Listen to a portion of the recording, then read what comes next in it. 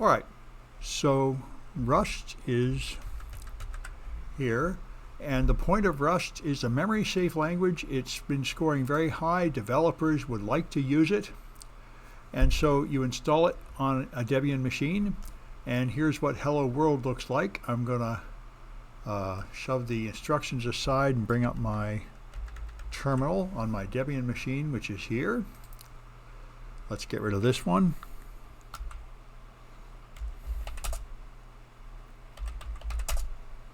All right, we don't need that one. This one will do. Okay. So,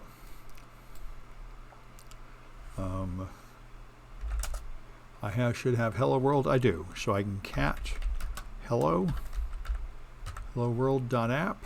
Now it's a directory, and in there goes the script. I followed a tutorial about how to make modern programs that might have multiple pieces of code in a directory, although that's not really necessary for most of this. Anyway, that's how I did it. And so here's Hello World in Rust. You have a function main and you print. Rust says hello. It has this ln exclamation point, which is a little strange, but anyway, that's just print. And then you compile it with Rust C. So it's Rust C hello. I think I got to be in that directory though. Yeah, let me go in there. cd. All right, then Rust C hello.rs. Oops, rs. All right. And now you can run it with /hello. All right, so there's Rust compiled and running. Now, we're gonna, let me go back up here and cd, here's the next one, the integer app, which is cd127, cd int app. Okay, now if I cat,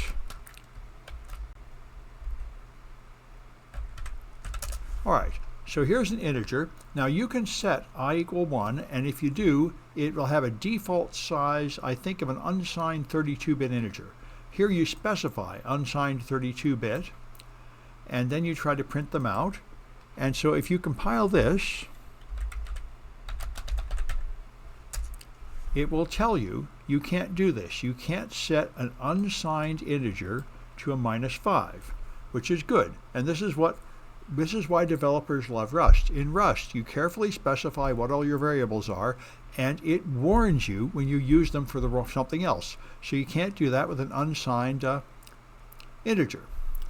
So now that's fine. Now let's try adding numbers. So I'll go up a little bit, and let me adjust this to stay on the screen better. All right, now I go to add app, and I cat add.rs.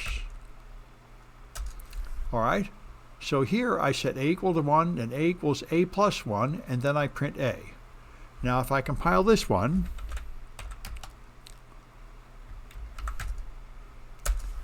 again, I get told you can't do that because this is an immutable variable. If you don't tell it otherwise, it's immutable and cannot be changed. If you want to make it mutable, you'd have to put a mut in front of it, mut a.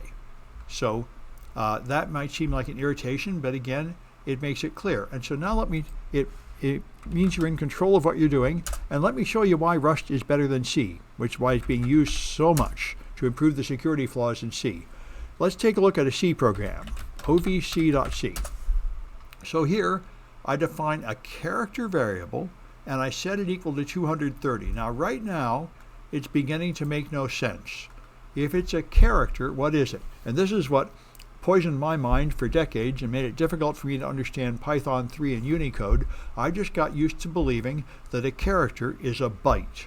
And a byte is also an integer that goes into ASCII. And that's the way C works. So a char variable is a single byte, and it can hold a number, and that number can be 230, which, by the way, is not a valid ASCII code. They only go up to 127. There's a lot of reasons why this makes no sense, but you can do it in C. Now I can have an integer I.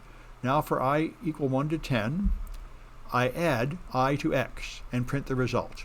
So if you run this, which is OVC, it starts at 231 and it gets bigger and bigger, and then it exceeds the maximum value of 255 and rolls around like an odometer to 2.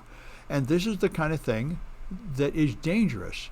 How is a developer supposed to understand when I take a number that's an integer and I add something to it, it gets smaller? How am I supposed to know when that happens? And they say, well, you're just supposed to know that a char goes up to 255 and no higher. And this is the fundamental problem with C. It has landmines that trip you up. You're just supposed to know that a character is an integer of a certain size, and you're supposed to know what that size is. And in practice, this is hard for developers to know and remember, and they have mistakes caused by these overflows. And this won't happen in C. This won't happen in Rust. So if you look at the same program in Rust, should have been here. Oh, I was wrong. I didn't need to do the cd ... cd int overflow. There we are. So it's called ov.rs. Here's the same program in Rust. I make a mutable 8-bit integer called x equal to 230, and then I add to it 10 times. But if you run this,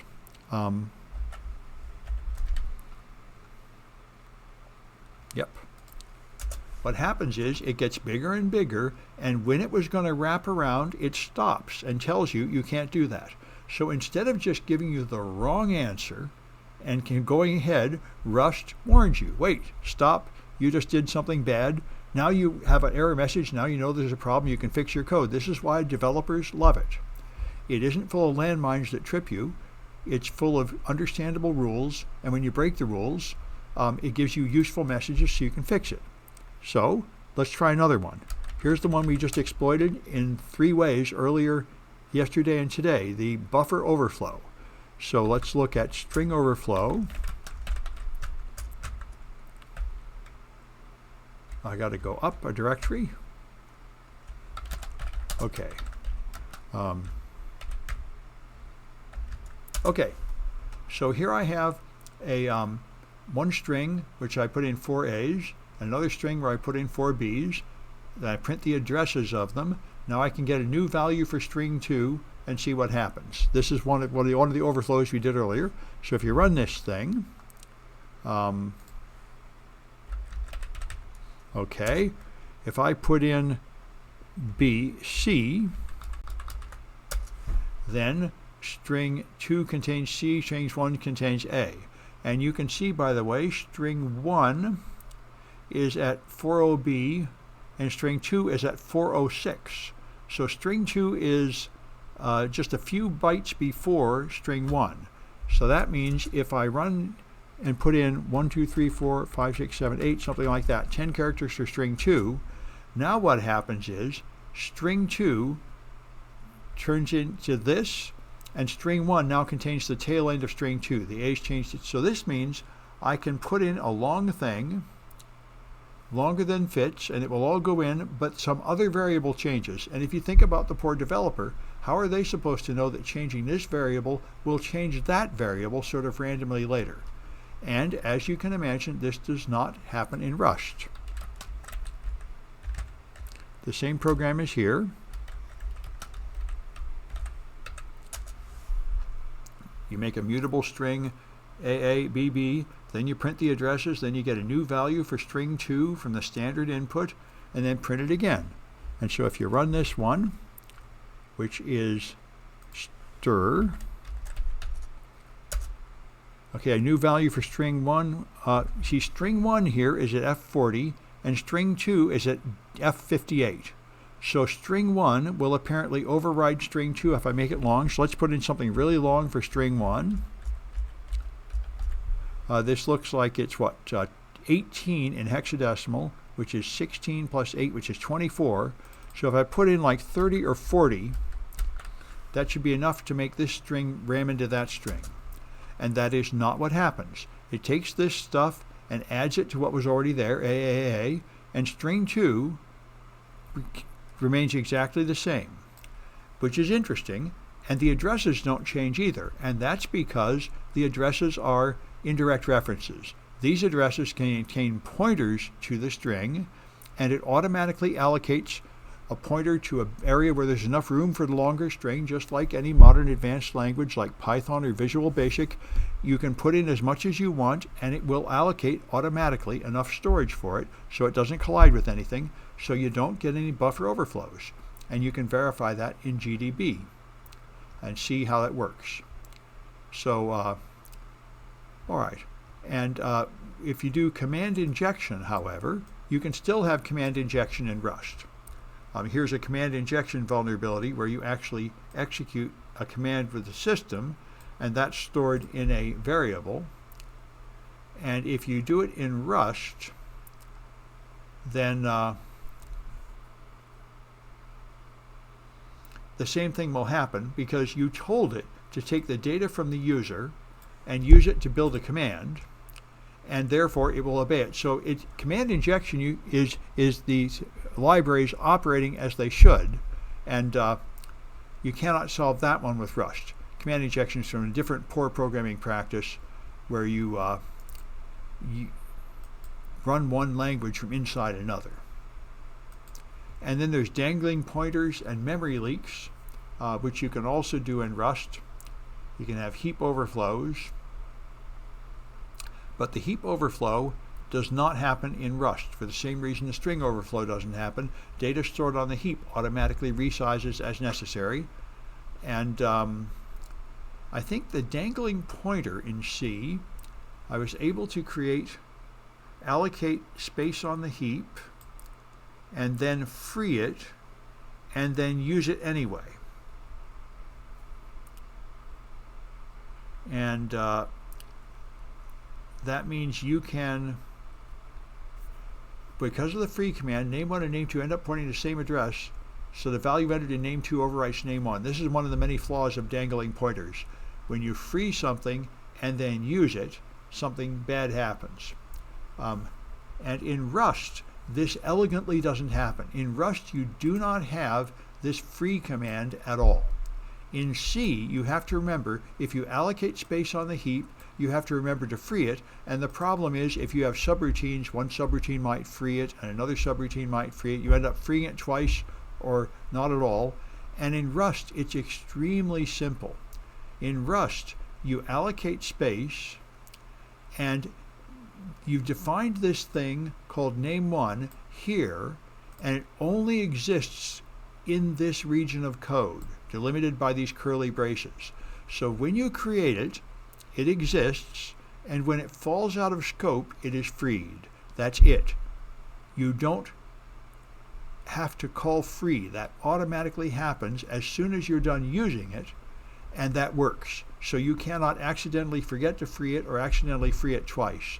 So it elegantly avoids this double free kind of thing. So anyway, thought I'd mention that. This is why it's very popular. Here's a memory leak where it just allocates more and more and more space, calling this routine over and over, allocating more space. And there's a thing called box in Rust, which you can use. It automatically frees commands, and that's the point. And again, this wouldn't happen in Rust. There'll be no leak when you do the same thing in Rust, because it'll create this, and however many times you call it, it'll just create it, and then when it falls out of scope, it'll be uncreated, so you won't have this problem. It won't chew up memory. So there's a few good reasons why Rust is better. However, one of my experienced advanced coding friends tells me that at least as of a couple of years ago, not all the libraries and everything are really up to full reliability in Rust. So Windows and Linux are both moving slowly at replacing their most critical code with Rust. But in general, they both decided to go in that direction, I think, because it would solve persistent security vulnerabilities. And Rust apparently is almost as fast as C. So you can even get good performance out of it with a much higher degree of safety. So that's what I wanted to show you.